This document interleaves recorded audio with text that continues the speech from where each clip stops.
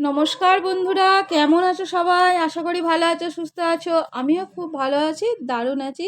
আবারও চলে এসেছি নতুন একটা দিনে নতুন একটা ভিডিও নিয়ে। তো আমি শ্রাবণী, আমার শ্রাবণী চ্যানেলে তোমাদের সবাইকে স্বাগত জানাই।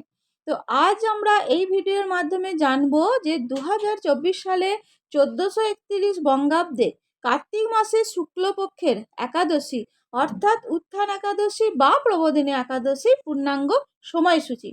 একাদশী তিথি কখন লাগবে, কখন ছাড়বে, একাদশী ব্রত পালনের সময় এবং উত্থান বা একাদশী পবিত্র ব্রত কথা ও ব্রত মাহাত্ম্য সবটাই জানবো আমরা এই ভিডিওর মাধ্যমে। তা আশা করি তোমাদের ভালো লাগবে, তাই ভিডিওটি স্কিপ না করে পুরো ভিডিওর সাথে এবং আমার সাথে থাকার অনুরোধ রইল। তো চলো শুরু করা যায়। তো কার্তিক মাসের শুক্লপক্ষের একাদশীর মাহাত্ম্য আমরা স্কন্দ পুরাণে ব্রহ্ম নারদ সংবাদে বর্ণিত আছে তা জানতে পারি। তো মহারাজ যুধিষ্ঠির বললেন, হে পুরুষোত্তম, কার্তিক মাসের শুক্লপক্ষের একাদশীর নাম আমার কাছে কৃপা করে বর্ণনা করুন। শ্রীকৃষ্ণ বললেন, হে রাজন, কার্তিক মাসের একাদশী উত্থান বা প্রবোধিনী একাদশী নামে খ্যাত। প্রজাপতি ব্রহ্মা পূর্বে নারদের কাছে এই একাদশীর মহিমা কীর্তন করেছিলেন। এখন তুমি আমার কাছে সে কথা শ্রবণ করো। দেবর্ষি নারদ প্রজাপতি ব্রহ্মাকে, হে মহাত্মা, যে একাদশী ভগবান শ্রী গোবিন্দ স্বয়ং থেকে জেগে ওঠেন, সেই প্রবোধিনী বা উত্থান একাদশীর মহিমা আমার কাছে সবিস্তারে কীর্তন করুন। তো ব্রহ্মা বললেন, হে নারদ, উত্থান একাদশী যথার্থই পাপনাশিনী, পূর্ণবর্ধিনী ও মুক্তিপ্রদায়ী। এই একাদশী ব্রত নিষ্ঠার সাথে পালন করলে 1000 অশ্বমেধ যজ্ঞ ও শত শত রাজসূয় যজ্ঞের ফল অনায়াসে লাভ করা যায়। জগতের দুর্লভ বস্তুর প্রাপ্তির কথা আর কি বলবো। এই একাদশী ভক্তিপরায়ণ ব্যক্তিকে ঐশ্বর্য, প্রজ্ঞা, রাজ্য ও সুখ প্রদান করে। এই ব্রতের প্রভাবে পর্বত প্রমাণ পাপরাশি বিনষ্ট হয়ে যায়। যারা একাদশীতে রাত্রি জাগরণ করেন তাদের সমস্ত পাপ ভস্মীভূত হয়।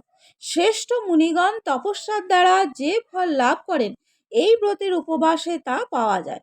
যথাযথভাবে এই ব্রত পালন করলে আশাতীত ফল লাভ হয়, কিন্তু অবিধিতে উপবাস করলে স্বল্পমাত্র ফল প্রাপ্তি করা যায়। যারা এই একাদশীর ধ্যান করেন তাদের পূর্বপুরুষেরা স্বর্গে আনন্দে বসবাস করে। এই একাদশী উপবাসের ফলে ব্রহ্মহত্যাজনিত ভয়ঙ্কর নরক যন্ত্রণা থেকে নিস্তার পেয়ে বৈকুণ্ঠ গতি লাভ করা যায়। অশ্বমেধ যজ্ঞ দ্বারাও যা সহজে লাভ করা যায় না। তীর্থে স্বর্ণ প্রভৃতি দান করলে যে পুণ্য অর্জিত হয়, এই উপবাসে রাত্রি জাগরণে সেই সকল অনায়াসে লাভ হয়ে যায়। যিনি সঠিকভাবে এই উত্থান একাদশী ব্রত পালন করেন তার গৃহে ত্রিভুবনের সমস্ত তীর্থ এসে উপস্থিত হয়। হে নারদ, বিষ্ণুর প্রিয়তমা এই প্রবোধিনী একাদশীর উপবাস করলে সর্বশাস্ত্রে জ্ঞান ও তপস্যায় সিদ্ধি লাভ করে চরম মুক্তি লাভ হয়। যিনি সমস্ত লৌকিক ধর্ম পরিত্যাগ করে ভক্তি ভরে এই ব্রত উপবাস করেন তাকে আর পুনর্জন্ম গ্রহণ করতে হয় না। এমনকি মন ও বাক্য দ্বারা অর্জিত পাপ রাশিও শ্রী গোবিন্দর চরণে বিনষ্ট হয়ে যায়। হে বৎস, এই ব্রতে শ্রদ্ধা সহকারে শ্রী জনার্দনের উদ্দেশ্যে স্নান, দান, জপ, কীর্তন ও হোমাদি করলে অক্ষয় ফল লাভ হয়। যারা উপবাস দিনে শ্রী হরির প্রতি ভক্তি ভরে দিন যাপন করেন তাদের পক্ষে জগতে দুর্লভ বলে আর কিছুই নেই। চন্দ্র ও সূর্যগ্রহণে স্নান করলে যে পুণ্য হয়, এই উপবাসে রাত্রি জাগরণে তার সহস্র গুণ সুকৃতি লাভ হয়। তীর্থে স্নান দ্বারা জপ, হোম, ধ্যান ইত্যাদির ফলে যে পুণ্য সঞ্চিত হয়, উত্থান একাদশী না করলে সে সমস্ত নিষ্ফল হয়ে যায়। হে নারদ, শ্রী হরিবাসরে শ্রী জনার্দনের পূজা বিশেষ ভক্তি সহকারে করবে, তা না হলে যত জন্ম বার্জিত পুণ্য ও বিফল হবে।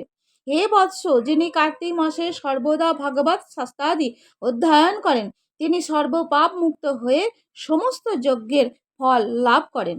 ভগবান হরিভক্তিমূলক শাস্ত্র পাঠে অত্যন্ত সন্তুষ্ট হন, কিন্তু দান, জপ, যজ্ঞাদি দ্বারা তেমন প্রীত হন না। এই মাসে শ্রী বিষ্ণুর নাম, গুণ, রূপ, শ্লীলাদি শ্রবণ কীর্তন অথবা শ্রীমদ্ ভাগবত আদি শাস্ত্রগ্রন্থ পাঠের ফলে শত শত গোদানের ফল অচিরেই প্রাপ্ত করা যায়।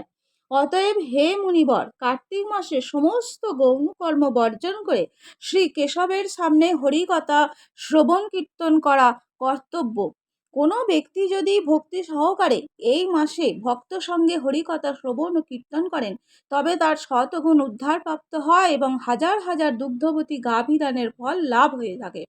এই মাসে পবিত্রভাবে শ্রীকৃষ্ণের রূপ গুণাদি শ্রবণ কীর্তনে দিন যাপন করলে তার আর পুনর্জন্ম হবে না। এই মাসে বহু ফলমূল, ফুল, অগরু, কর্পূর, চন্দন দিয়ে শ্রী হরির পূজা করা কর্তব্য এবং সমস্ত তীর্থ ভ্রমণ করলে যে পুণ্য সঞ্চয় হয়, উত্থান একাদশীতে শ্রীকৃষ্ণ পাদপদ্মে অর্ঘ্য প্রদানে তার কোটি গুণ স্বীকৃতি অর্জিত হয়। শ্রবণ, কীর্তন, স্মরণ, বন্দনাদি নববিধ ভক্তির সাথে যারা বীজ রোপণ করে জলসেচন ইত্যাদি করেন, তারা মুক্তি লাভ করে বৈকুণ্ঠবাসী হন। হে নারদ, সহস্র সুগন্ধি পুষ্পে দেবতার অর্চনে বা সহস্র যজ্ঞদানে যে ফল লাভ হয়, এই মাসের শ্রী হরিবাসরে একটি মাত্র তুলসী পাতা শ্রী ভগবানের চরণে মনে অর্পণ করলে তার অনন্ত কোটি গুণ ফল লাভ হয়।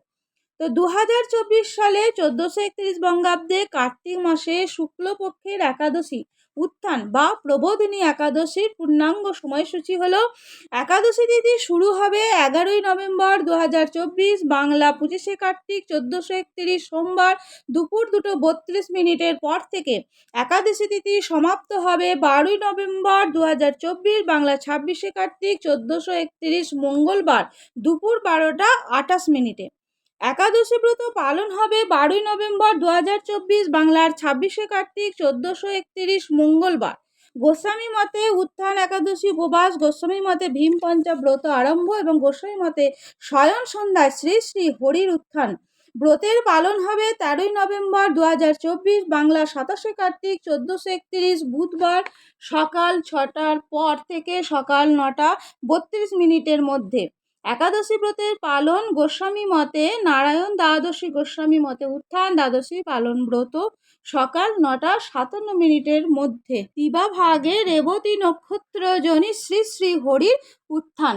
তো ভিডিওটি আমি এখানেই শেষ করছি। আশা করি তোমাদের ভালো লেগে আছে। যদি ভালো লাগে তাহলে লাইক, কমেন্ট, শেয়ার করে অবশ্যই আমার পাশে থাকার অনুরোধ রইল এবং আমার চ্যানেলে যারা নতুন বন্ধু আছে চ্যানেলটিকে সাবস্ক্রাইব করে পাশে থাকা অল বাটনটা অন করে রেখো, যাতে যখনই আমি কোনো নতুন ভিডিও আপলোড করব তোমাদের কাছে আগে নোটিফিকেশন চলে যাবে এবং তোমরা তা দেখে নিতে পারবে।